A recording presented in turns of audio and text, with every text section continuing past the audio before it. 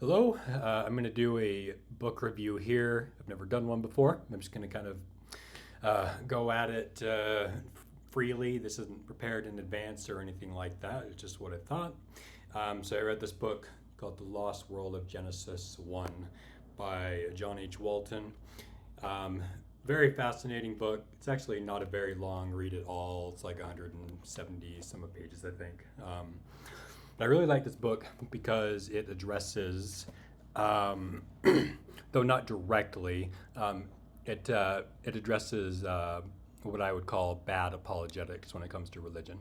And as I happen to believe in the Bible and God and Jesus, um, I'm skeptical and I feel a lot of frustration when bad apologetics are used to defend certain things in the Bible, because ultimately people see that over the long run, and I think it actually damages faith. Um, for example, the big one that I like to bring up, just because everybody knows the story so well, is the flood narrative. Though it doesn't directly talk about the flood narrative in this book, John Walton actually does have another book where he specifically addresses that, which I might do a review on as well, though a lot of the themes are quite similar. Um, but when the overwhelming academic majority, by a long shot, is showing that something like the flood narrative is an impossibility, it becomes problematic to me when you simply say, well, it's in the Bible, so therefore it's true. 99% of the science is wrong, so we're going to look for science that agrees with our way, and then we start looking at fringe science, things that are just extreme minority.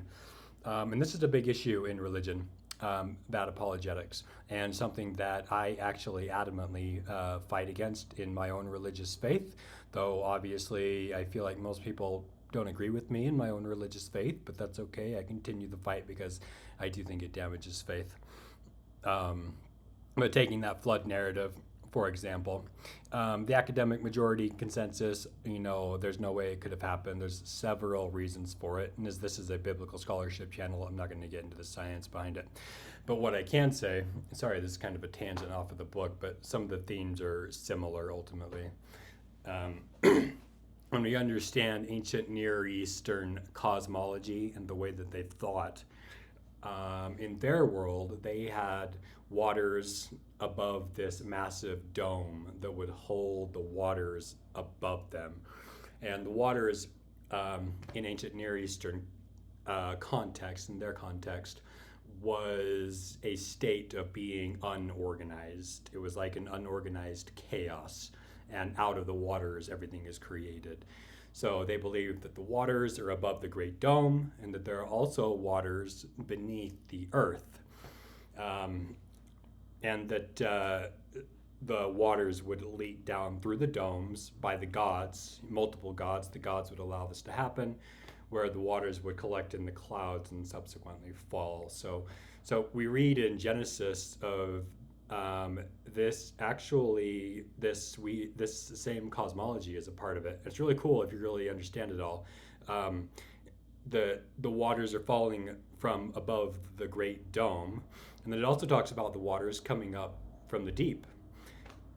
This unorganized chaos in their context. It doesn't say that in the actual text, um, and and the evidence for this is actually very staggering. Because this isn't, you actually see writings like this throughout the entire Old Testament. Just constant references to the waters above, the waters below. Even the story of Jonah when he's in the whale, even though the text says he's in the whale, he also talks about being in the waters. He uses the word Sheol, the spirit world. So when you start to really understand the cosmology and the way that they viewed things, the Bible actually comes to a lot more life, and you actually have a lot richer understanding of what they're trying to say, rather than just, oh, it's water. No, no, in their context, water was meant a lot more than that. So it becomes really interesting. Um, and I think, using the flood narrative as an example before I get into this book, again, the themes are the same. What I have come to realize in my investigation with scholarship and learning these things is we actually miss so much of what the point of Scripture is, what the original author is trying to teach, what God is trying to say to us, because we feel like ever since the Enlightenment age, when we start thinking of natural sciences, and I don't remember what years those were, but since our brains developed that way, we naturally start to read the text, especially in Genesis, with that mindset of, okay, this is a scientific explanation. This is how creation happened, even though there are numerous contradictions, which might be a video for another time, things that just don't make sense. And what bad apologist, I should say for those that don't know, apologist doesn't mean to apologize. It's the Greek root for to defend. So if you're a Christian apologist, you're engaged in the art of defending Christianity. So by apologist, I'm saying a biblical apologist, trying to defend what it's saying. Though in reality, what that equates to, it's what we think it's saying ultimately. But I lost my train of thought there for a sec because I got sidetracked. But a bad apologist will try and come up with just random, bizarre possible solutions to make it literal. What we call concordism, where there's this belief that in the literal science that we're reading in the text. So Genesis 1 says the earth was created in 6 days and God rested on the seventh. Therefore, the earth had to have been created in 6 days. Or there's a slight reinterpretation to still make it make sense, but try and match it a little bit more. So some people take the view that 1 day actually represents 1,000 years. That's more of the LDS framework there. But I know some Christians that believe that as well. And concordism ultimately amounts to very bad apologetics, in my honest opinion. And I think that we miss what the authors of, especially Genesis, I think we miss what they're trying to say when we feel the need to put our own understanding. Because in their world, they didn't even have the concept of natural science. Like, everything happened because there were the gods, plural. Okay, rain didn't fall from the sky because of condensation and the water came up and picked up weight until, became heavy and fell back down to the earth again. The rains happened because the gods opened up the firmament and let the waters come out. If there was a bad crop, bad harvest, it was because the gods did it for a punishment or to teach something. Everything was the gods. Okay, there was no concept of natural sciences. And that really changes things when we're reading something from their context, like the book of Genesis. So what John Walton argues, what his main point is that we shouldn't be asking questions like, how old is the earth? Is it young? Is it old? Are the days literal?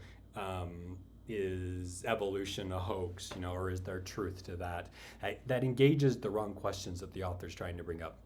And what John argues is that at least the author of Genesis, though he does argue that this is actually very common throughout all of ancient Near Eastern culture, but just strictly speaking with Genesis, the author is arguing for functional creation. So there's this thing called ontology, which is like the study of the properties of what makes something exist. So our modern concept of ontology is something exists because it has a material essence. We can feel it, we see it, it takes up space, and so therefore it exists. But in the ancient Near Eastern context, existence is more defined on a functional basis. Okay, so for example, and I came up with this to talk about this because I feel like it probably highlights a little bit more what John Walton's arguing. In our world, darkness does not exist. Darkness is simply the absence of light. It's not something that actually exists. But in the ancient Near Eastern context, darkness does exist because its function is nighttime. Darkness. the sun going down, whatever, time to go to sleep, right? There's a function to that darkness. So the author of Genesis is arguing the function of God's creations. Okay, so the function of the sun, moon, the stars, the lights, the heavens, the earth, the lands, the food, the plants, animals, the fowl of the air, beasts of the sea, okay, creatures of the sea.